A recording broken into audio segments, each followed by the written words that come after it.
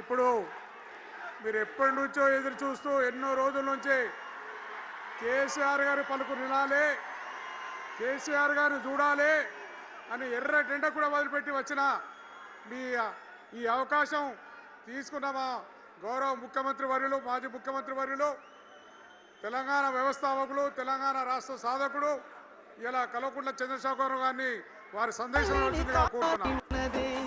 ముట్టుకోవాలని ఉన్నది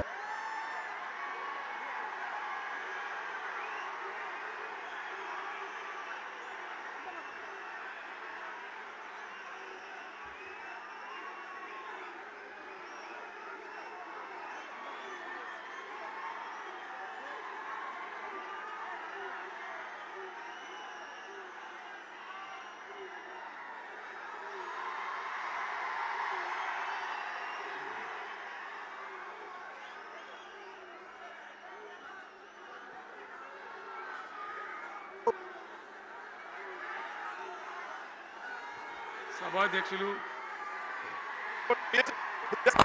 జగిత్యాల జిల్లా బీఆర్ఎస్ అధ్యక్షులు గౌరవనీయులు విద్యాసాగర్ రావు గారు,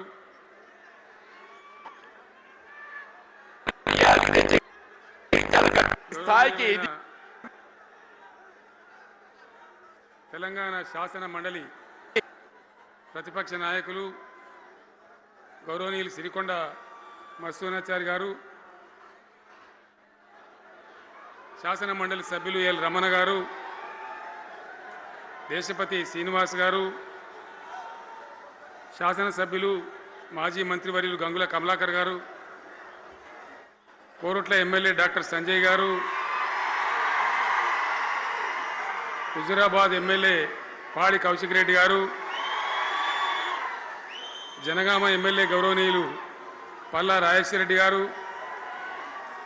ఇదే ప్రాంతానికి చెందిన మరో మాజీ మంత్రివర్యులు గౌరవనీయులు కొప్పుల ఈశ్వర్ గారు, పేర్లు చాలా ఉన్నాయి, తెల్లారితో చదవానంటే. వేదికను అలంకరించిన మాజీ ప్రజాప్రతినిధులు, మాజీ జడ్పీ చైర్మన్లు, స్థానిక సంస్థల ప్రజాప్రతినిధులు, అందరికీ నా నమస్కారం. ఇదే జగిత్యాలకు సంబంధించినటువంటి అలిశెట్టి ప్రభాకర్ అని ఒక కవి ఉండేవాడు. ఆయన ఒక మాట చెప్పిండు, చీకట్లో జడుసుకుంటే ఒక చెట్టే నీ చుట్టూరా అరణ్యమై భయపెడుతుంది, గుండె అంటూ కలిగి ఉంటే గుండె ధైర్యం ఉంటే నీ వెంట అదే పెద్ద సైన్యమై నిలుస్తుంది అని చెప్పిండు ఆయన. ఇలా నా కళ్ళ ముందున్నటువంటి మీరు, మీతో రెండింతలు బయట రోడ్ల మీద ఉన్నటువంటి అశేషమైనటువంటి జీవన్ రెడ్డి గారి అభిమానులు, మీ అందరి ఆశీర్వాదంతో ఈరోజు జీవన్ రెడ్డి గారి చేరిక కరెక్ట్గా ఆయన గుండె ధైర్యం ఉన్నాడు కాబట్టి, ఉన్నట్టు నికాలస్గా మాట్లాడతాడు కాబట్టి ఇలా ఆయన నిర్ణయం తీసుకొని ఇంత పెద్ద సైన్యాన్ని తీసుకొని తెలంగాణ రాష్ట్ర భవిష్యత్ ప్రయోజనాల కోసం ఆయన బీఆర్ఎస్లో చేరిన విషయం మీ అందరికీ తెలుసు. ఆయన వెంట మీరందరూ వచ్చి ఎవరైతే అందరూ ఈరోజు చేరినరో, ఇంకా రాని వాళ్ళు కూడా ఉన్నారో గ్రామాలలో, పట్టణంలో, మీ అందరికీ ముఖ్యంగా జీవనన్న గారికి, ఆయన వెంట వచ్చినటువంటి ప్రతి పౌరుడికి, ప్రతి అన్నకు, ప్రతి తమ్ముడికి, ప్రతి చెల్లెకి కూడా పేరు పేరున బీఆర్ఎస్ రాష్ట్ర అధ్యక్షుడిగా నేను హృదయపూర్వకమైన స్వాగతం, సుస్వాగతం తెలియజేస్తా ఉన్నాను. జీవన్ రెడ్డి గారి గురించి నేను ఎక్కువ చెప్తే మాది మేమేదో డబ్బా కొట్టుకున్నట్టు అవుతుంది. ఎందుకంటే ఆయన గురించి మీ లోపల తెలియని వాళ్ళు ఎవరు లేరు ఇక్కడ. 40-45 సంవత్సరాల నుంచి మేము స్నేహితులం, చాలా దగ్గర మిత్రులం. వారు చెప్పిన వారి ఉపన్యాసంలో భిన్న రాజకీయ సిద్ధాంతాల వల్ల విడివిడిగా పనిచేసినాం, కానీ మా స్నేహితంలో ఎప్పుడు లోపం లేదు. చాలా చాలా బాధలు, మంచి చెడ్డ సుఖాలన్నీ కలిసి పంచుకునే వాళ్ళం, అభిప్రాయాలు కూడా కలిసి పంచుకునే వాళ్ళం. బాబు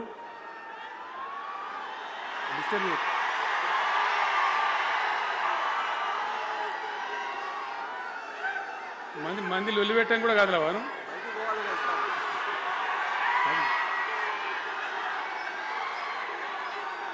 చాలా కలిసి పనిచేసినాం.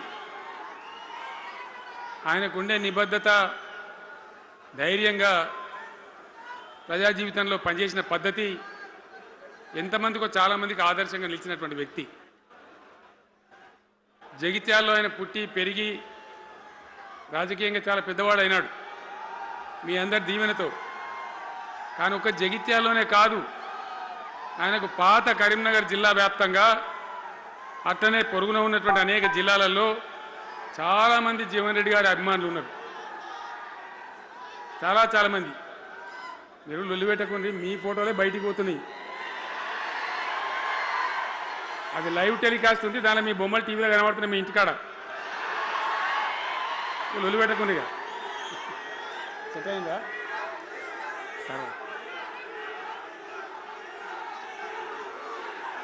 సో అట్లా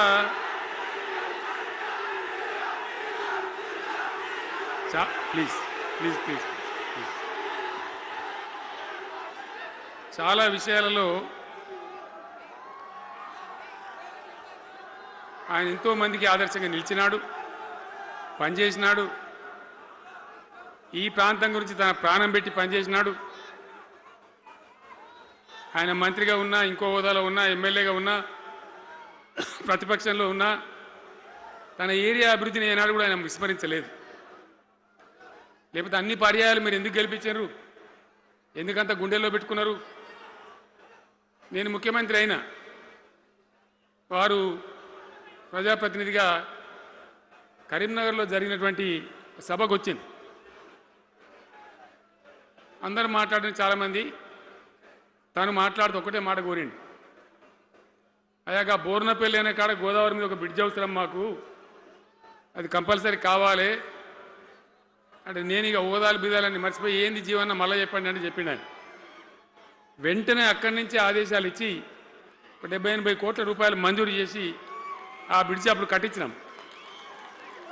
తన యొక్క నియోజకవర్గం పట్ల, తన ఏరియా పట్ల, తన పరిసర ప్రాంతాల ప్రజల పట్ల ఆయన కనపరిచిన ప్రేమ అదంతా కూడా చాలా అద్భుతం.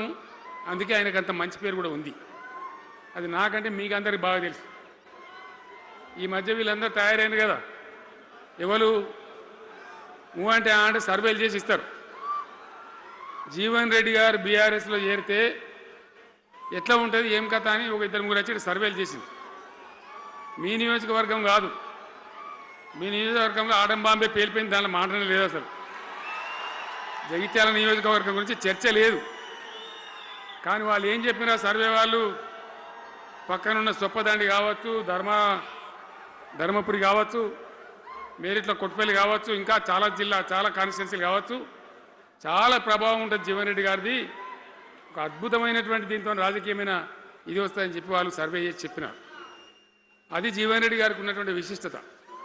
ఒక నియోజకవర్గానికో 10 మందికో కాకుండా తనకు ఏ హోదా లభించినా, ఏ హోదాలో పనిచేసినా చాలా బ్రహ్మాండంగా ఆయన ఇక్కడ ప్రాంతం కోసం తపన పడ్డాడు. ఒక ఉదాహరణ మీకు కనపడుతుంది. పేరు ప్రతిష్ట లేని వ్యక్తులు గ్రాడ్యుయేట్స్ కాన్స్టిట్యున్సీలో ఎమ్మెల్సీగా నిలబడితే గెలవరు. ఆయన శాసనసభ్యునిగా ఇక్కడ ఓటమి చెందినా ఇమ్మీడియట్గా మళ్ళీ ఎమ్మెల్సీగా పోటీ చేస్తే ఇక్కడ ఉండబడే విజ్ఞులందరూ కూడా బ్రహ్మాండంగా గెలిపించాను. ఎందుకు వాళ్ళు ఎందుకు అంటున్నా? అట్లా కాదు కదా. ఇక్కడ నేను మొత్తుకుంటున్నా, అక్కడ నువ్వు మొత్తుకుంటున్నావు, అర్థమవుతుందా?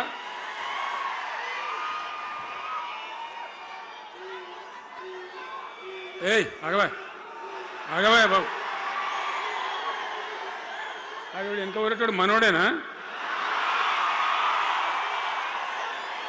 విజయసారం మనోడేనా? మోపండి ఐడియా కూడా మనోడేనా? మన బుక్కుండా పెట్టు. ఇంత దూరం వచ్చి మనం ఇంత సభ పెట్టుకొని 4 విషయాలు ప్రజలకు చెప్పుకోవాలి కదా. మరి ఈ బట్టి అరుపులారిస్తే ఏం లాభం? సో అట్లా జీవన్ రెడ్డి గారు తన రాజకీయ ప్రస్థానాన్ని ఒక సమితి ప్రెసిడెంట్గా ప్రారంభించి ప్రజా సమస్యల మీద పోరాటం చేసి సివిల్ లిబర్టీస్లో కూడా అడ్వకేట్గా నాడు ఎంతోమందికి పౌర హక్కుల సంఘానికి కూడా మద్దతు ఇచ్చి అచ్చమైన నికార్సైనటువంటి ప్రజా కార్యకర్త నిరూపించుకొని అంచెలంచెలుగా ఎదిగి ఇంతకుముందే ఆయన చెప్పినట్టుగా అనేకమైనటువంటి పదవులు ఆయన చూసినాడు.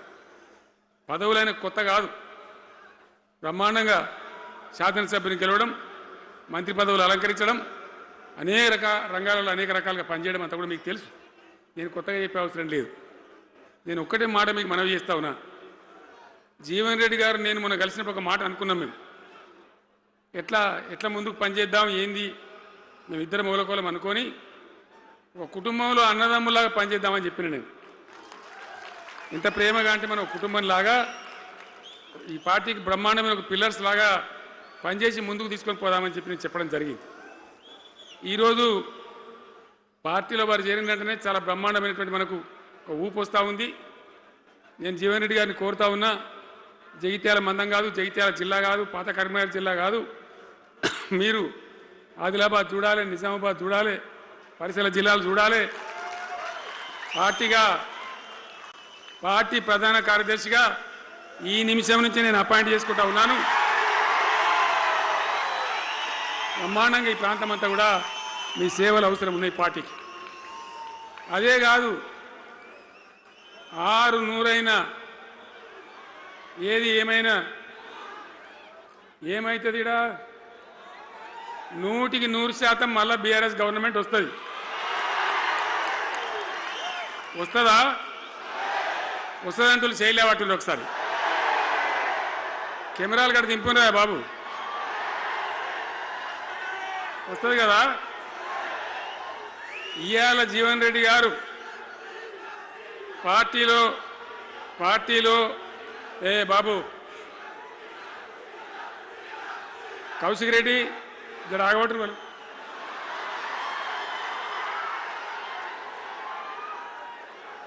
పార్టీలో పనిచేసి పార్టీ కోసం సేవ చేయడమే కాదు, రేపు భవిష్యత్తులో బీఆర్ఎస్ గవర్నమెంట్ ఏర్పడిన తర్వాత కూడా బ్రహ్మాండమైన పదవిలో ఆయన అద్భుతమైన సేవలు మీ జిల్లా మొత్తానికి అందించబోతాడు. తెలంగాణ రాష్ట్రానికే ఆయన సేవలు అందించబోతాడు. ఇది నా మాట, కేసీఆర్ మాట అని నేను జగిత్యాల గడ్డ మీద చెప్తా ఉన్నా. నేను ఎక్కడన్నా మాట ఇచ్చినంటే తప్పలే. కాబట్టి జీవన్ రెడ్డి గారిని మీరు జగిత్యాల మందం మీరు యుద్ధం చేయాలి. యుద్ధం చేసేదానికి ఆయన ముఖాబిల మనిషే లేడీడా, మీరు సరిపోతారు. ఆయన నాకు అప్పచెప్పాల బయట పనిచేయడానికి. కరెక్టే కదా? అట్లే చేద్దామా? అట్లే ముందుకోదామా? జగిత్యాల యుద్ధం మీ వంతు, తెలంగాణ యుద్ధం మా వంతు. ఓకే కదా?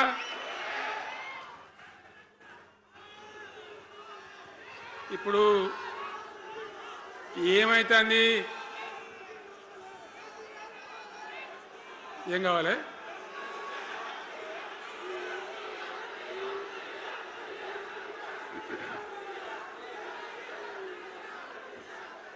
గింతే మనది మనం అనుకొని పోదాము మరిగా. బంద్ చేయండి బాబు, మీరు ముద్దుమంతులకు చెప్పండి వాళ్ళకు. తెలంగాణ చాలా భయంకరమైన పరిస్థితులలో ఉండే, దుఃఖం వచ్చేది, ఏడుపు వచ్చేది.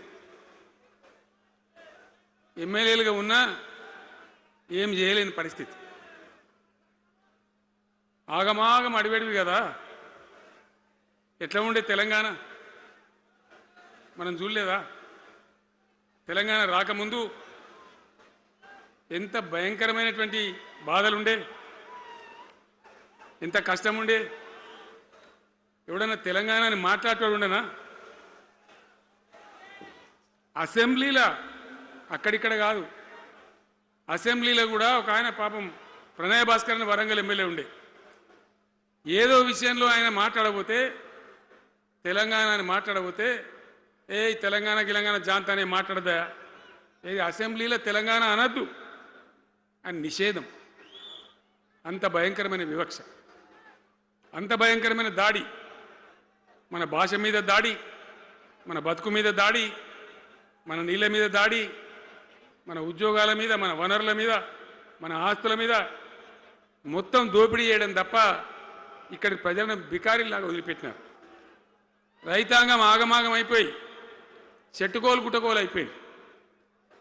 ఇంత ఎస్ఆర్ఎస్పి కాలువ ఉన్నటువంటి మెట్టిపల్లి, జగిత్యాల, సొప్పదండి ఇట్లాంటి ప్రాంతాల నుంచి కూడా దుబాయ్కి బొంబాయికి వలసలు, పాలమూరు జిల్లా అయితే భయంకరమైన వలసలు. ఎంతకు పోయింది తెలంగాణ అంటే కొన్ని పార్టీలు సరే వాళ్ళు చేసింది మంచిదా చెడ్డదా పక్కకు పెడితే దుఃఖం వచ్చేది, బాధ కలిగేది, ఆవేశం రగిలేది.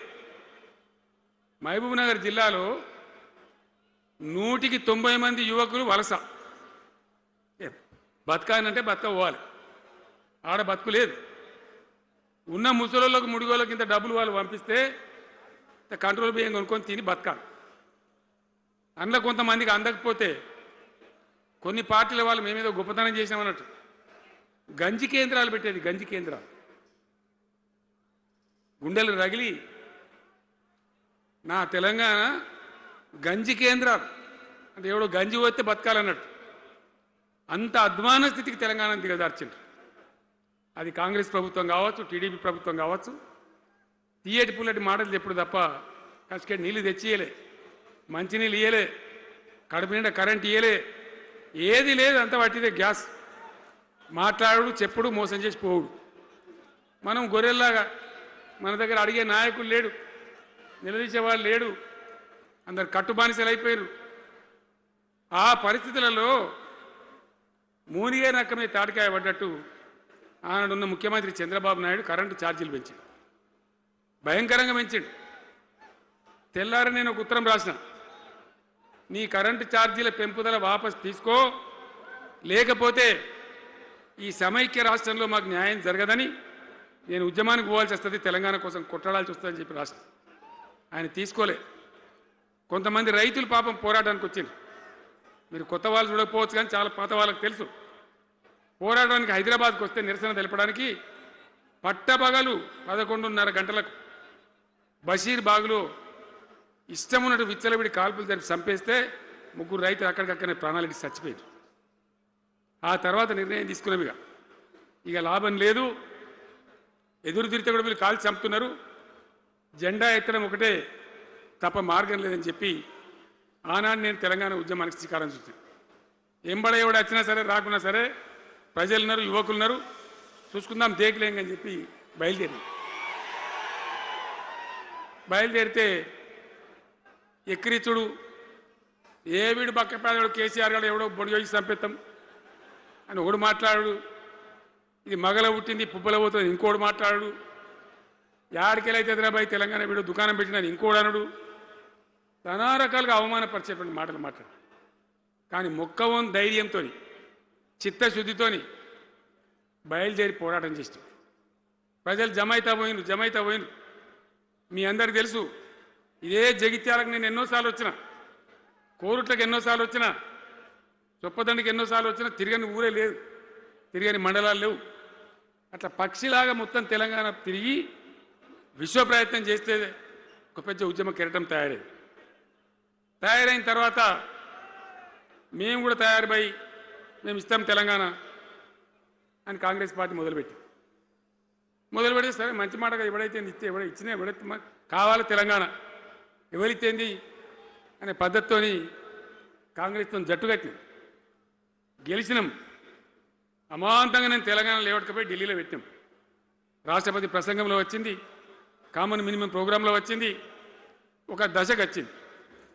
కానీ తర్వాత కాంగ్రెస్ పార్టీ కూడా వెనుకకు పోయి ఎగబెట్టే ప్రయత్నం చేసింది. అప్పుడు రోషియా అని ఒక ఆయన ముఖ్యమంత్రి ఉండే, ఆ రోషియా 14F అని ఒకటి తీసుకొని వచ్చాడు. హైదరాబాద్ సిటీలో మనోళ్ళకి ఇక పోలీసు ఉద్యోగం సెప్రాస్ ఉద్యోగం కూడా దొరకదు. అప్పుడు నాకు తిక్కరేగింది. ఇక నేను బతికుండగానే ఉద్యమం నాటిపోయిన నాయకుని నేను బతికుండగానే ఇక వీళ్ళు ఇట్లా F-15 E-15 R-15 తెస్తే ఇంకేం మిగులుతుంది, సావో రేవో తేల్చుకోవాలని చెప్పి ఆ రోజు నేను శపథం కట్టిన. ఉద్యోగ గర్జన చేసి సిద్దిపేటలో కేసీఆర్ సచ్చుడో తెలంగాణ వచ్చుడో, ఈ తల్లి ఆందకనే మంచిగా దగ్గరేంగని చెప్పి ఆ శపథం చేసి ఆనాడు ఆమరణ నిరాహార దీక్షకు బయలుదేరితే మొత్తం తెలంగాణ అల్లకల్లోలమైంది. మీరు కూడా ఎక్కడోన్లు అక్కడ 100,000 గ్రామాలలో టెంట్లు, లులులు, పార్లమెంట్లో అల్లకల్లోలం, ప్రజలంతా గందరగోళం చేస్తే అప్పుడు ఒక ప్రకటన ఇచ్చింది. చిదంబరం అంటే ఆయన వచ్చి హోంమంత్రి, తెలంగాణ ఏర్పాటు చేస్తామని నువ్వు దీక్ష బంద్ చేయి, నమ్ముతాం కదా కేంద్ర హోంమంత్రి చెప్పినాక మరి నమ్మాలి కదా. దీక్ష బంద్ చేసినాం. తెల్లారి ఆంధ్రోలు మొత్తం రాజీనామాలు డ్రామా. మూడో రోజుకి మళ్ళీ వెనక్కి వెళ్ళిపోయింది.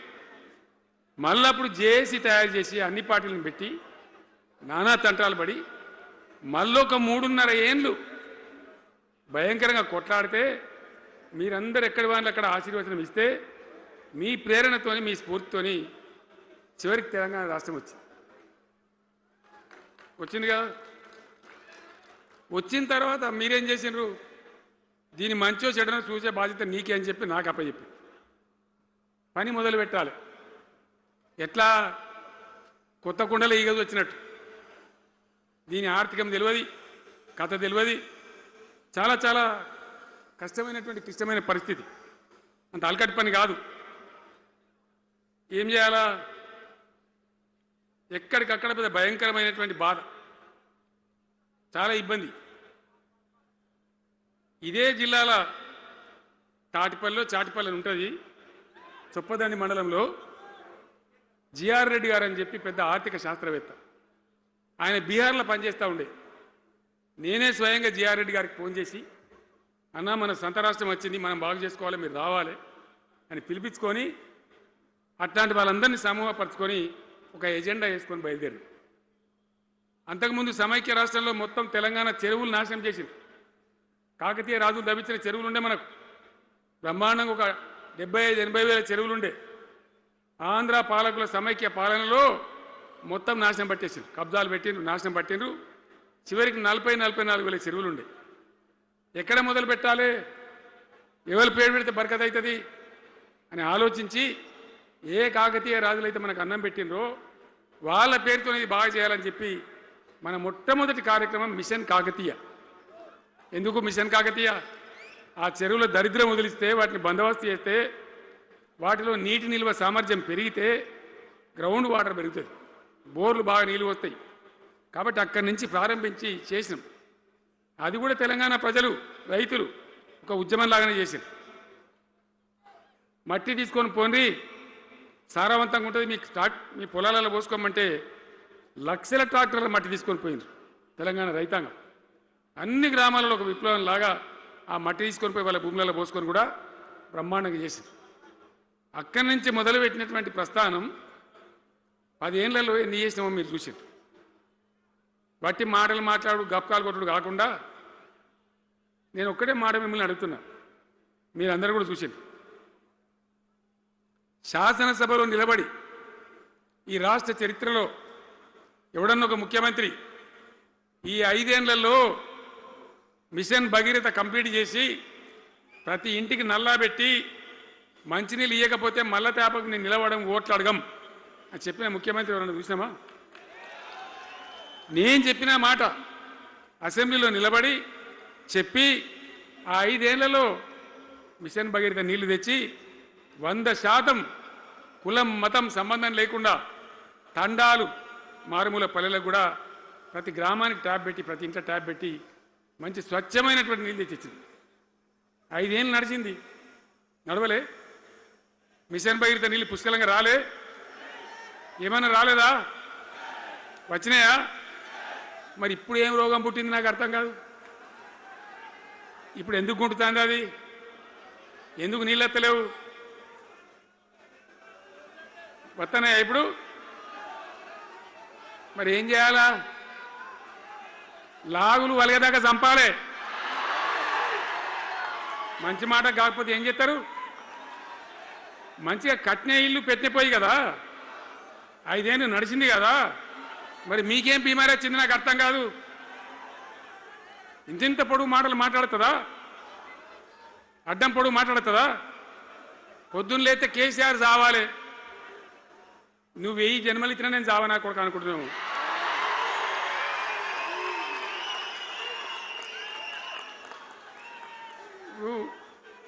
ఉట్టి మీద దాచిపెట్టిరు, మన ఇళ్ళలో దాతారు కదా. ఏది ఉట్టి ఉట్టి అని ఉంటుంది. ఇప్పుడు మీకు తెలుసో లేదో కానీ ఇప్పుడు ఈ మధ్యలో ఫ్రిడ్జ్లు మోపోయిన మునుపు ఉట్టి అనేది ఉంటుండే. ఎండిపోయిన చేపలోకి నీ రొయ్యలో అబ్బాయి ఉంటే నీ వరుగులు ఉంటే దాంట్లో పెడుదురు. పిల్లికి అందదా ఉట్టి, కింద కూసుకొని శాపం పెడతా ఉంటుంది, తెగాలే పడాలి, తెగాలే పడాలి. పిల్లి శాపానికి ఉట్టి తెగుతుందా? మరి ఈ విధవలు కేసీఆర్ చావాలంటే కేసీఆర్ చస్తాడా? మీ దీవెన మీ ఆశీర్వచనం ఉంటే జీవన్ రెడ్డి గారు అన్నాడు నాకు 75 ఏండ్లు వచ్చినాయి. జీవన నేను చెప్తున్నా నాకు కూడా 72 వచ్చినాయి. నీ వెనకనే నేను కూడా లైన్లోనే ఉన్నా. నేను ఒక్కటే మాట చెప్తున్నా, ఇక మా దేశభక్తి శ్రీనివాస్ ఏమో నాకు ఇంత పెద్ద కట్ట రాసి ఇచ్చాడు, నువ్వు మాట్లాడాలి ఇవన్నీ అని. అవన్నీ కాదు, ఇక్కడ దరిద్రం పోయేదాకా ఇక్కడ టాప్ టు బాటం అన్ని వర్గాల ప్రజలు ఇది మా తెలంగాణ, మేము గర్వంగా బతుకుతాం, సంతోషంగా బతుకుతాం, అన్ని వర్గాల ప్రజలు తలెత్తుకొని వచ్చేదాకా మనం సేవ చేయాల్సిందే, చివరి శ్వాస దాకా కూడా చేయాల్సిందే, తప్పనే తప్పదు. బ్రహ్మాండంగా ముందుకు తీసుకొని పోవాలి. మీరు కూడా నాకు 75 వచ్చింది కాదు, ఇవాళ మీరు 50-25 ఏళ్ళు తగ్గిపోయింది మీ వయసు. అంత యువకునిలాగా అంత ఉత్సాహంగా ముందుకు దూసుకొని పోదాం. తెలంగాణ ఎట్లా మంచి దాని సంగతి చూద్దాం. ఇప్పుడు అన్నీ ఒక పొదరిల్లాగా చేసినాం. కరెంటు చక్కగా ఉండేనా కేసీఆర్ రాకముందు? కరెంటు ఉండేనా? కేసీఆర్ ఉన్న రోజులు మంచిగా ఉండేనా? మరి మళ్ళీ ఇప్పుడు ఏం రోగం వచ్చే, ఏం బీమారు వచ్చే? కరెంటు కాకెత్తుకొని పోయిందా?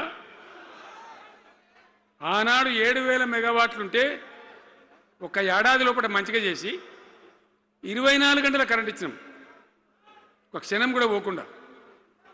ఎప్పుడైనా రిపేర్ అవుతుంది తప్ప, టెక్నికల్ ప్రాబ్లం అవుతుంది తప్ప పోకపోతుండే, అంత మంచి పవర్ సప్లై చేసినాం. దాని తర్వాత యాదాద్రి, భద్రాద్రి ఇంకా చాలా కొత్త సబ్స్టేషన్లు నిర్మాణం చేసినాం, జనరేటింగ్ స్టేషన్లు పెట్టినాం, 20,000 మెగావాట్లకు తీసుకొని పోయినాం. ఏది దరిద్రులకు రాజ్యం అప్పయ్యే ముందు 20,000 మెగావాట్లకు తీసుకొని పోయినాం. మరి ఏం రోగం వచ్చింది, ఏం బీమారు వచ్చింది, ఎందుకు ఇబ్బంది పెడుతున్నారు? అనేక చోట్ల రైతుల పొలాలు ఎండుతున్నాయి, పేపర్లలో ఫోటోలు వస్తున్నాయి, టీవీలలో వస్తున్నాయి, జనం ఏడుస్తున్నారు. ఎందుకు ఈ బాధ కలుగుతూ ఉంది? ఇది ఆషామాషి వ్యవహారం కాదు, ఇది జీవన మరణ సమస్య, మన బతుకు తెరువు సమస్య. ఓట్లు వేసేటప్పుడు నేను సిల్కలకు చెప్పినట్టు చెప్పిన, ఉల్టా పల్టా ఎటుపడితే వేయకుండా దెబ్బతింటారని చెప్పిన. నా మాట ఇన్నోడు ఇనలే. ఇప్పుడు ఏమైంది,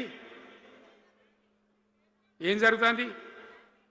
ఆ రోజు నేను చెప్పిన, వీళ్ళు కనుక గెలిస్తే ఈ దుర్మార్గులు, వీళ్ళ గుండె లోపల తడి లేదు, వీళ్ళు రైతు బంధుకు రామ్ రామ్, దళిత బంధుకు జై భీమ్. అయిందా? అట్లే పక్క ముచ్చట. ఇక ఇవాళ ఇప్పుడు జీవన్ రెడ్డి గారు చెప్పిండు, కాంగ్రెస్ వాళ్ళు సభ పెట్టినాడు, కాటారంలో బుడరంలో పెట్టినాడు, ఆడ పైసలు ఎత్తారట. ఇది ఒక్కతే ఆపకేసే రైతు బంధు నెలకోకి ఇస్తా, ఎకరానికా అంటే 2 నెలలకు ఒక ఎకరానికి అంతేనా? 6,000 వేసినాం, మా అంతా సిపాయిలని బొచ్చగొట్టుకుంటారు. ఆనాడు ఎట్లా పడేది రైతు బంధు? 10 రోజుల గ్యాప్లో మొత్తం రైతులకు వచ్చేసింది. టంగ్ మన సెల్ ఫోన్ మోగుతుండే, మంచిగా టింగున పోయి బ్యాంకుకి వెళ్ళి తెచ్చుకుంటుండే. ఎక్కడ పోయి మరి? ఏం మాట్లాడిండ్రు? ఉరుకుని బ్యాంకులో పోయి 2 లక్షలు 3 లక్షలు లోన్ తెచ్చుకోండి, తెల్లారే ఆనాడే సంతకం పెడతాం, లోన్లన్నీ మాఫీ అయినాయా? ఇట్లా అడ్డగోలు నోటికొచ్చిన మాటలు చెప్పి, ఇష్టం వచ్చిన కథలు చెప్పి అర్రాసు పాడబడినట్ట. కేసీఆర్ 10,000 ఇస్తాడా, మేము 15 ఇస్తాం, పింఛన్లు 2,000 ఇస్తాడా, మేము 4,000 ఇస్తాం, వికలాంగులకు 4,000 ఇస్తాడా, మేము 6,000 ఇస్తాం అనే వరకల్లా మన వాళ్ళు మోసపోయారు. నేను చెప్పిన, ఇది మోసంరా నాయన, గోసపడతాము, ఇది అయ్యేది కాదు, ఆర్థిక పరిస్థితి లేదు అని నేను చెప్పిన. ఆ రోజే మీటింగ్లలో చెప్పిన. కానీ కొద్దిమంది ఆశపడితే ఏమైంది, 1.7%తో బీఆర్ఎస్ ఓడిపోయింది. మనం కూడా 39-40 ఎమ్మెల్యేలు గెలిచినాం, ఇంకో 10 మంది కొద్ది తేడాతోనే ఓడిపోయింది. అయితే 1.7% తేడాతోనే బీఆర్ఎస్ ఓటమి పాలైంది. సరే, మంచి మాట. మరి వచ్చిన ప్రభుత్వం పనిచేయాలి కదా, వాళ్ళకు కూడా అవకాశం ఇవ్వాలి కదా. సరే, మన నాన్న వాడవిడ కొంత దుంకులాడినా నేను మాట్లాడలే, నీ బయటికి రాలే, తక్కువ 1-2 సార్లు తప్ప రాలే. వాళ్ళకు కూడా ఛాన్స్ ఇవ్వాలి, అవకాశం ఇవ్వాలి. మనం ఎక్కసంతో ఉండొద్దు, చేయని ఏం పరిపాలన చేస్తారో చేయని, మంచిదే కదా అని చెప్పి అనుకున్నాం. మరి ఏమైతుంది? ఎక్కడ చూసినా చిల్లర మాటలు తప్ప ఒక్కటంటే ఒక్కటన్నా నిర్మాణాత్మకమైన కార్యక్రమం ఉందా? ఒక్కటన్నా ఏదైనా గొప్ప స్కీమ్ మొదలుపెట్టినరా? ఒక పొదరిల్లులాగా వడ్డించిన విస్తర్లాగా తెలంగాణ మీకు అప్పచెప్పింది. ఎన్నిట్లలో నంబర్ 1 తెలంగాణ. మంచినీళ్ళ సప్లైలో నంబర్ 1, కరెంటు సప్లైలో నంబర్ 1, పర్ క్యాపిటల్ తలసరి ఆదాయంలో నంబర్ 1, రాష్ట్ర స్థూల ఉత్పత్తి జిఎస్డిపిలో నంబర్ 1. ఎన్నిట్లలో కేంద్ర అవార్డు రావాలి. అంత బాగా చేసిన తెలంగాణ 2.5 ఏళ్లలో ఇలా ఎవ్వని మాట్లాడించిన రైతులను మాట్లాడితే గొడవ వైడుతున్నారు. నాశనం అయిపోయింది అన్న, చెడగొట్టుకున్నాం. మా చెప్పుతున్న మేమే కొట్టుకుంటాం ఓటున్న వాళ్ళు కొంతమంది బాధపడి. ఎందుకు? ఎంత మంచిగా కడుపులో చల్లగదల కూడా రైతులకు ఎట్లుండే, ఎంత బాగుండే. కరెంటుకు బాధ ఉండేనా? నీళ్ళకు బాధ ఉండేనా? యూరియా బస్తాలు ఇయ్యే శాతం అయితే లేదా ఈ ప్రభుత్వానికి? యూరియా బస్తాలు కావాలి రాబోయంటే యాప్ పెట్టినా ఉంటాడు. దుకాణంలో లేకపోతే యాప్లోకి వెళ్తా ఈ దమ్ముంటే తెచ్చి దుకాణంలో పెట్టాలి. కానీ ఆ యాప్లు పట్టుకొని తిరిగితే కాళ్ళకు వాపులు వస్తాయి, బస్తాలు మాత్రం దొరుకుతలేవు. నిజమేనా నేను చెప్పేది? యాడ చూసిన ఎరువు బస్తాలు కూడా శాతం కాదు ఆఖరికి. అంతకుముందు కాంగ్రెస్ గవర్నమెంట్ ఉన్నప్పుడు అట్లే ఉండే, పోలీస్ స్టేషన్లో పెట్టి అమ్మిండ్రు యూరియా బస్తాలు. ఇవాళ మళ్ళా చెప్పుల లైన్లు, కాళ్ళకు వాపులు రావాలి. ఆటో రిక్షానికి చెప్తే 10 బస్తాలు వేసిపోరాబోయంటే పొలం కాడ వచ్చి ఎత్తుండే. ఇలా యూరియా కోసం ఇంత బాధన? ఇది ఎంత అసమర్థమైన ప్రభుత్వం, ఎంతగాని శాతగాని ప్రభుత్వం. అన్నిటికీ బాధనే కదా. బంగారం లాగున్న రైతులు ఎంత ఆనందంగా ఉండే. వానాకాలం పంటలు పండితే తడిసిన ధాన్యం కాడికెళ్ళి కొని మొత్తం బ్రహ్మాండంగా రైతులకు డబ్బులు బ్యాంకులు వేసేది, మధ్య దళారు లేకుండా. మా గంగుల కమలాకర్ వేసేది, చేయి మీద కూర్చున్నాడు సివిల్ సప్లైస్ మినిస్టర్గా, కొట్లాడి తీసుకుపోయి వేసేది. రైతులకు ముందుగా పోవాలి, వాళ్ళు పోయి మళ్ళీ సెకండ్కి పని చేసుకోవాలి. ధాన్యం అమ్మిన డబ్బులు వచ్చేది, ఇటు రైతు బంధు పైసలు వచ్చేది. రైతులు మోతాదు లేకుండ్రి, మంచిగా పనిచేసుకున్నారు. ఇప్పుడు ఏమైంది? ఎరువు అనే యాపు, రైతు బంధు కోసం మొగులు చూడాలా, అది నెలకో ఎకరానికి వస్తుంది. ఇప్పుడు జగిత్యాల కేసీఆర్ సభ అంటే మళ్ళీ ఇలా పైసలు విడుదలన్నట్టు. రైతు బంధు రావాలంటే మళ్ళీ సభ పెట్టను అయింది. 3వ కిస్తీ రావాలంటే మళ్ళీ ఏమన్నా కేసీఆర్ సభ పెట్టాలి ఇక, అంతేనా? ఇది ప్రభుత్వమా? ఒక 75,000 కోట్లు ఇచ్చినాం మనం రైతులకు, 75,000 కోట్లు. మా పల్లరాజశేఖర గారు ఉన్నాడు ఎక్కడో, ఇక అయినప్పుడు రైతు బంధు అధ్యక్షుని ఉండే రాష్ట్రానికి, ఎమ్మెల్యేగా లేకుండే, ఈయననే నిలబడేపించింది. 73,000 కోట్ల పైచీలకు డబ్బులు అనాయాసంగా సునాయాసంగా రైతు ఖాతాలకు పంపించింది. ఇప్పుడు ఏం రోగం వచ్చింది, ఏం బీమారి వచ్చింది? అచ్చా, ఇంకో మాట మీరు నాకు చెప్పాలి. ఈ కాంగ్రెస్ సిపాయిలు ఏం మాట్లాడారు ఎలక్షన్లో? కేసీఆర్ అంటాడు చక్కగా చేస్తలేడా, మేము చాలా సిపాయిలము, చాలా అనుభవం ఉన్న పార్టీ మాది, బ్రహ్మాండంగా చేస్తాం, మీకు 6 సందమామలు 7 సూర్యులు పెడతామన్నారు అన్నారు కదా, ఆయన నరికిండ్రు కదా. ఇలా రాష్ట్ర ఆర్థిక ఆదాయం ఎందుకు దిగజారిపోయింది? దయచేసి ఆలోచన చేయండి. కేసీఆర్ ఉన్నప్పుడు రియల్ ఎస్టేట్ ఎట్లా ఉండే, రైతుల భూముల ధరలు ఎట్లుండే, హైవే పక్కకుంటే 2 కోట్లు 3 కోట్లు, డాంబర్ రోడ్ పక్కకుంటే 1 కోటి రూపాయలు ధీమా ఉండే రైతులకు.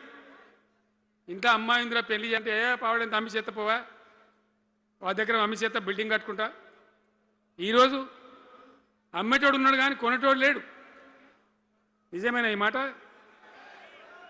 నిజమా కాదా? ఏమైంది మరి? ఏం రోగం వచ్చింది?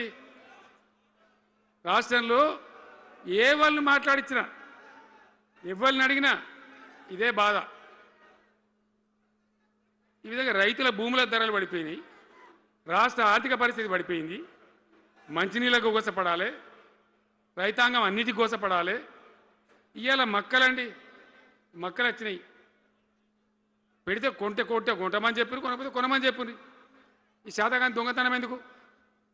లోపల అధికారులకేమో కొనకూడదని చెప్తున్నారు, మీది కొంటమని చెప్తున్నారు.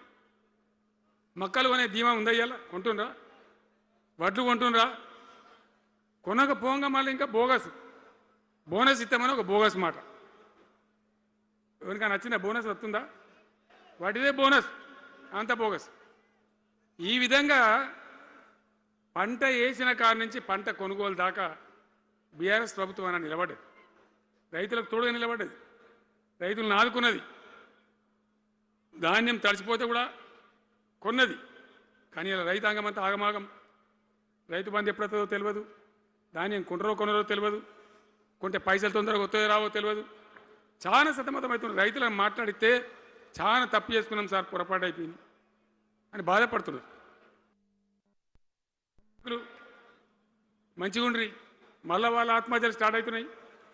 వాళ్ళకి ఇచ్చే ఆర్డర్లన్నీ బంద్ చేసిండ్రు, ఇంకెవరికి ఇస్తారట కమిషన్ల కోసం. అది వాళ్ళని అవస్థ పెడతా ఉన్నారు. ఉద్యోగులు ఆనాడు మనం 72% ఇచ్చినాం. వాళ్ళు తెలంగాణ ఉద్యమంలో పనిచేశారు కాబట్టి టీఎన్జిఓ అంటోళ్ళు సమైక్య రాష్ట్రంలో కూడా వాళ్ళ ఉనికి పొడగొట్టుకోలే. టీఎన్జిఓగానే ఉన్నారు తెలంగాణ ఎన్జిఓలుగా. కాబట్టి వాళ్ళని గౌరవించి గుర్తించి బ్రహ్మాండంగా 72% పిఆర్సీ ఇచ్చినాం. ఇలా 7 రూపాయలను ఇచ్చిండ్రా, 7% అని ఇచ్చిండ్రా? ఏమైంది? ఏం బీమారైంది? ఎంతమందిని మోసం చేస్తారు? ఆఖరికి వస్తే పరిస్థితి ఏంది? ఇలా రాష్ట్రంలో రిటైర్డ్ ఉద్యోగస్తులకు కూడా వాళ్ళకి రావాల్సిన బకాయి, వాళ్ళు దాచుకున్న డబ్బులు వీళ్ళు ఇచ్చే మెహర్బానేం లేదు, ఆ డబ్బులు కూడా ఇచ్చే పరిస్థితి లేదు. ఆటో రిక్షా కార్మికులు మాట్లాడితే అన్నయ్య ఈరోజు పనికి మాలిన ఫ్రీ బస్సు పెట్టినారు, మా పుట్ట కొడుతున్నారు, మేము నాశనం అయిపోయినారు, వాళ్ళు ఏడుస్తూ ఉన్నారు. పిల్లలకు అది నేమ్ పెట్టలే. ఆయన కాంగ్రెస్ ముఖ్యమంత్రి అయినా రాజశేఖర రెడ్డి గారిని అప్పుడు పెట్టిండు. ఇది ఫీజు రియంబర్స్మెంట్ అనే స్కీమ్, మంచి లాభం జరిగింది. నేను దాన్ని కొనసాగించిన. ఇలా మొత్తం బీసీలకు ఎస్సీలకు పిల్లలందరికీ ఫీజు రియంబర్స్మెంట్ రాక 10-12 వేల కోట్ల బకాయిలు పెడితే వాళ్ళు ఆగం, వాళ్ళు రోడ్డున పడరు. కోర్టుకు పోతే పిల్లల దగ్గర వసూలు చేసుకొని చెప్పి కోర్టులు చెప్తా ఉన్నాయి. వాళ్ళ గతి ఏం కావాలి? ఇప్పుడు ఎవరిని కదిలిచ్చినా ఈ రాష్ట్రంలో, ఎవరిని మాట్లాడించినా, ఒక విద్యార్థిని మాట్లాడినా, ఒక రిటైర్డ్ అయిన ఉద్యోగిని మాట్లాడినా, పనిచేస్తున్న ఉద్యోగిని మాట్లాడినా, రైతాంగంతో మాట్లాడినా ప్రతి వాడు ఒక అసంతృప్తి, ఒక బాధ, మాకేదో అన్యాయం జరిగినటువంటి పరిస్థితిలో మాట్లాడుతూ ఉన్నారు. పిల్లల పాపం చదువుకునే వాళ్ళు ఉంటే వాళ్ళకి విదేశాల్లో సీట్లు వస్తే 20 లక్షల రూపాయలు ఇచ్చాం. అంబేద్కర్ పేరు మీద, జ్యోతిబా పూలే పేరు మీద ఎస్సీ పిల్లలకు, బీసీ పిల్లలకు, ఓసీలలో కూడా నిరుపేదలకు ఇచ్చినాం. ఇలా దాన్ని బంద్ పెట్టినారు, వాళ్ళు ఆగమైపోతూ ఉన్నారు. అన్నీ కూడా సర్వనాశనం చేస్తూ ఉన్నారు. అన్ని స్కామ్లు, కుంభకోణాలు, భూ కబ్జాలు. పొద్దున్న లేస్తే పేపర్ తిప్పితే బాధ కలిగేటువంటి పరిస్థితులు. సో ఈ రకంగా సింగరేణి, అద్భుతంగా ఉన్న సింగరేణి నాశనం చేసి ఇలా బొగ్గులకు స్కామ్, సివిల్ సప్లైస్ల స్కామ్, మొత్తం అని కూడా స్కామ్లు, దోపిడీ తప్ప ప్రజలకు పనిచేసే పరిస్థితి లేదు. మరి ఏం జరగాల? కాంగ్రెస్ వాళ్ళు చెప్పిన మాటలు వింటే ఈ మాటలు కోటలు దాటినట్టు ఇష్టం ఉన్నట్టు చెప్పారు. చివరికి ఏందిరా ఇప్పుడు 2.5 ఏళ్ళు గడిచిపోయింది. మరి ఏంది కథ? కాకికి పెడదామంటే కంకెడి లేవు, పిట్టకి పెడదామంటే పిడికెడి లేవు. వటియే ముచ్చట్లు, వటియే మాటలు తప్ప ఎక్కడ ఏం జరిగింది లేదు. ఏ డిపార్ట్మెంట్లో కానీ, ఏ రంగంలో కానీ, ఒక ఇరిగేషన్లనా, ఒక కరెంట్లనా, ఇంకో దానినా, ఒక అర్బన్ డెవలప్మెంటా, రూరల్ డెవలప్మెంటా ఏమైనా జరిగిందా? ఆనాడు మన పల్లెలు బాగు చేసుకోవాలని చెప్పి దేశంలోనే ఎక్కడ లేని విధంగా పల్లె ప్రగతి కార్యక్రమాలు చేసినాం. ప్రతి ఊరికి అన్నేళ్ళ తెలుగుదేశం కాంగ్రెస్ గవర్నమెంట్లు ఉంటే చచ్చిపోతే ఏడగాలేసుకోవడం జాగ కూడా చూపించలే. ప్రతి గ్రామానికి ఆనాడు మనం వైకుంఠ ధామాలు కట్టినాం, ప్రతి గ్రామంలో క్రీడా ప్రాంగణాలు కట్టినాం, ప్రతి గ్రామంలో నర్సరీలు పెట్టినాం, ప్రతి గ్రామంలో పల్లె ప్రకృతి వనాలు పెట్టినాం, ప్రతి గ్రామ పంచాయతీకి ట్రాక్టర్ ఇప్పించినాం. ఆనాడు చెత్త తీసేది, ఇలా పనిచేస్తున్నాయి ఆ ట్రాక్టర్లు. ఊళ్ళలో ట్రాక్టర్లు పనిచేస్తున్నాయన్నా, మూలకు పడ్డాయి, డీజిల్ పోసే దిక్కులేదు. ఏం చేయాలి? పల్లె ప్రకృతి వనం పెడితే దాన్ని నీళ్ళు పోసే దిక్కులేదు. ఏం రోగం వచ్చింది? ఏం బాధ? డీజిల్ లేదా? ఆ తెలివి కూడా లేదా? ఆ రోజు నేను చెప్పిన ఆర్థిక శాఖ కార్యదర్శిని పిలిచి, అవసరమైతే ఎమ్మెల్యేల జీతాలు బంద్ పెట్టుండ్రు కానీ గ్రామ పంచాయతీల డబ్బులు మాత్రం విడుదల చేయండి అని చెప్పిండు. అంత టెన్షన్గా డబ్బులు పంపించేది, కార్యక్రమాలు జరిగేది, గ్రామాలు మంచిగా ఉండేది. అది నాశనం పట్టిండ్రు. మున్సిపాలిటీలు అయితే మురిక్కుపాలు అయిపోయినాయి. మరి ఏం చక్కగా ఉన్నట్టు? ఏం బాగున్నదన్నా?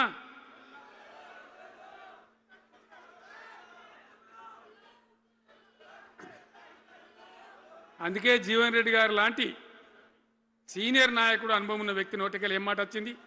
కాంగ్రెస్ పోవాలి, బీఆర్ఎస్ రావాలి. ఎందుకు వస్తుందా మాట? వటిగానే వస్తుందా? బాధ్యత లేకుండా వస్తుందా? ఏది చూసినా కూడా చక్కదనం లేకపోతే, పొద్దున్న లేతే దోపిడి తప్ప ఇంకోటి లేకపోతే ఎందుకు ఈ పరిస్థితి వస్తుంది? రాష్ట్ర ఆర్థిక పరిస్థితి నాశనం, ఉద్యోగస్తులు ఆగం, రిటైర్డ్ ఉద్యోగస్తులు ఆగం, విద్యార్థుల జీవితాలు ఆగం, ఆటో కార్మికుల జీవితాలు ఆగం. ఎవరు చక్కగా ఉన్నాడు? సంతృప్తిగా ఎవరున్నారు? ఏం జరుగుతూ ఉంది? ఇది ఈ రాష్ట్రంలో ఉన్న పరిస్థితి. ఇక నేను చెప్పానంటే తెల్లారదాకా చెప్పచ్చు. నేను ఒకటే మీద మనవి చేస్తూ ఉన్నా, ఖచ్చితంగా మళ్ళీ ఎట్టి పరిస్థితులలో ఎవరు ఏమన్నా సరే ఖచ్చితంగా రావాలి. ఇంకా ఈ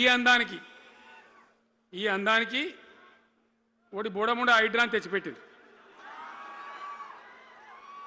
దానికి ఆ హైడ్రాకు ఆ పిసిసి ప్రెసిడెంట్ అని ఉంటాడు ఆయన, కాంగ్రెస్ కమిటీ అధ్యక్షుడు, ఆయన నిజామాబాద్లో పోయి చెప్తుండు, హైదరాబాద్లో హైడ్రా, నిజామాబాద్ కూడా తెత్తం బిడ్డ, నిజామాబాద్లో నిడ్రా, రేపు జగిత్యాలలో కూడా జిడ్రా అంటాడు. ఇక అది ఏం కావాలి?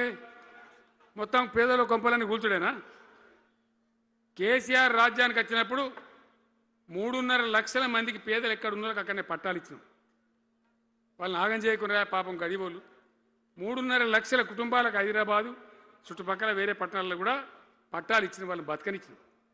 ఇలా ఏం కూలగొట్టుడు? అది పుస్తకాలు కూడా తీసుకుని పోరాటాలు చదువుకునేటి అంతే గిరితమా? నేను ఒక్కటే మాట మనవి చేస్తా ఉన్నా, గ్యారంటీగా బీఆర్ఎస్ గవర్నమెంట్ వచ్చేది ఖాయం. మొట్టమొదటి రోజులనే ఈ ఐటాంటోని ఎత్తి అవతల వరేస్తామని చెప్పి నేను మనవి చేస్తా ఉన్నా. తీసేయన్నా దాన్ని, ఐటాన్ని తీసేయనన్నా? పక్క మాటనా?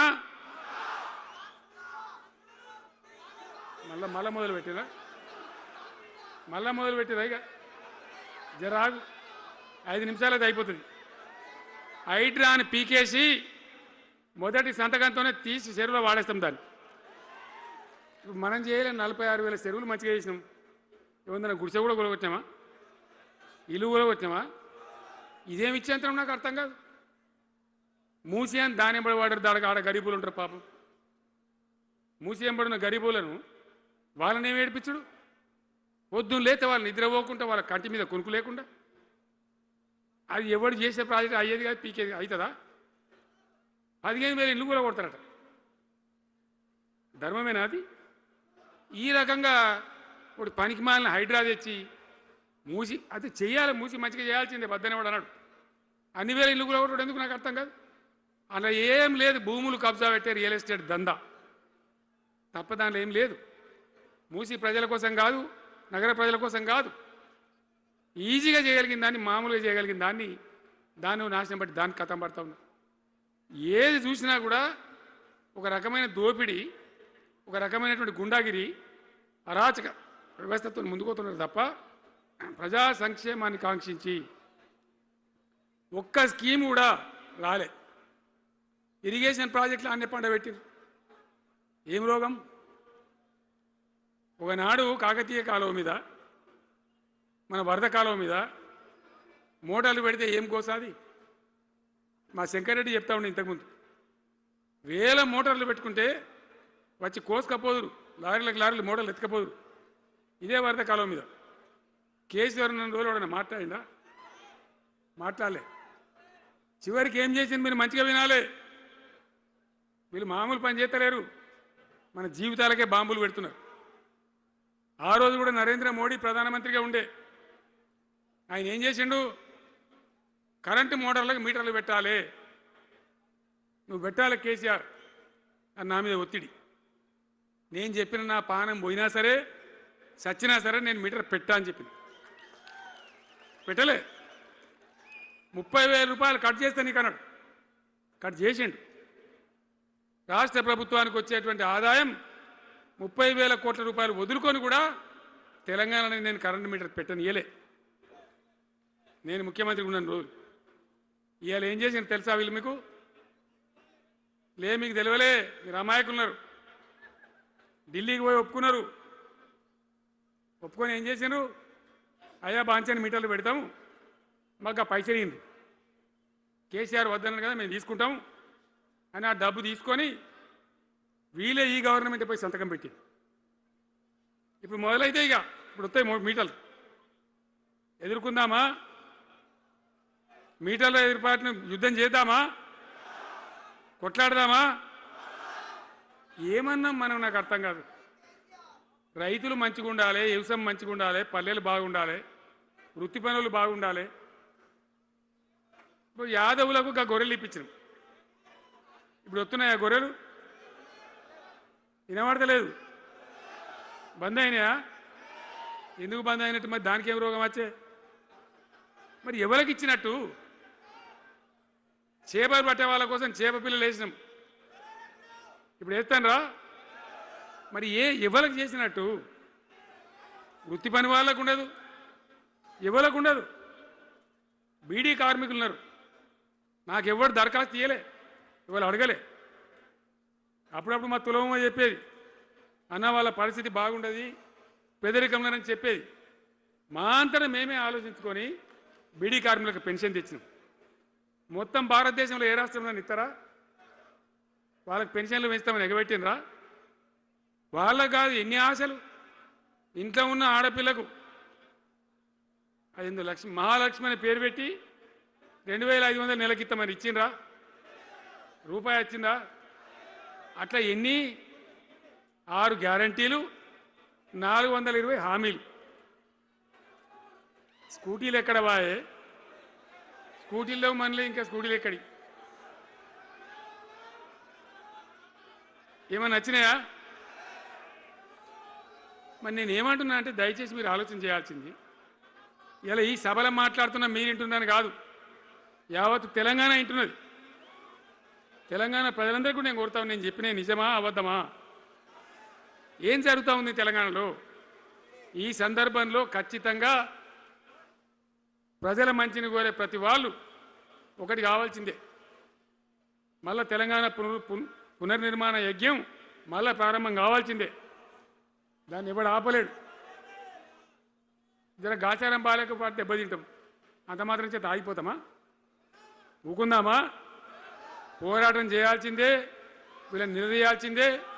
ఖచ్చితంగా తెలంగాణ పునర్నిర్మాణ ప్రక్రియ, ఆ యజ్ఞం మళ్ళా ప్రారంభం కావాల్సిందే.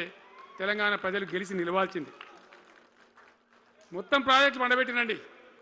పాలమూరు ఎత్తిపోతల పథకం 90% పూర్తి చేసినాం. కొద్దిపాటి డబ్బుతో అయిపోతుంది.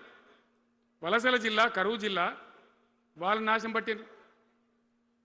అన్ని అబద్ధాలు. ఒక్కటి కూడా ఒక క్రియాన్వితమైనటువంటి ప్రజలకు పనికొచ్చేటువంటి ఏ రకమైన నిర్మాత్మక పని లేకపోగా కూల్చివేతలు, కాల్చివేతలు, పోలీస్ దాడులు, ఎవడన్నా ఎదురుగా మాట్లాడితే మన పట్టుకపోవడు. ఇది రాజకీయమా? ఈ రకమైన కథన? దయచేసి మీ అందరితోని నేను కోరేది ఒకటే, చాలా సంతోషం.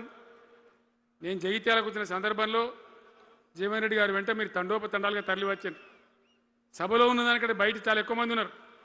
మేము రాగా చూసినాం, తోవలో చాలా చీరి చేస్తూ ఉన్నారు. మీరు వచ్చిండ్రు. మీ అందరికీ మళ్ళొక్కసారి నేను స్వాగతం చెప్తా ఉన్నా. జీవనన్నతో పాటు బ్రహ్మాండంగా పనిచేద్దాం, ముందుకు పోదాం. ఈ జగిత్యాల జైత్ర యాత్రనే మళ్ళీ మన రాజకీయ శక్తుల పునరేకీకరణ చేసుకుంటూ మనం విజయం సాధించే వైపుగా పోవాలి. తప్పక విజయం సాధించాలి. తెలంగాణ పునర్నిర్మాణ యజ్ఞం పునఃప్రారంభం కావాలి. ముందుకు పోయి మనం విజయం సాధించాలని కోరుకుంటూ మీ అందరికీ కూడా పేరు పేరున ప్రతి ఒక్కరికి ధన్యవాదాలు తెలియజేస్తూ నేను సెలవు తీసుకుంటా ఉన్నా. జై తెలంగాణ, జై తెలంగాణ. సలవడని గట్టిగా చెప్పాలి. జై తెలంగాణ, జై తెలంగాణ. ధన్యవాదాలు.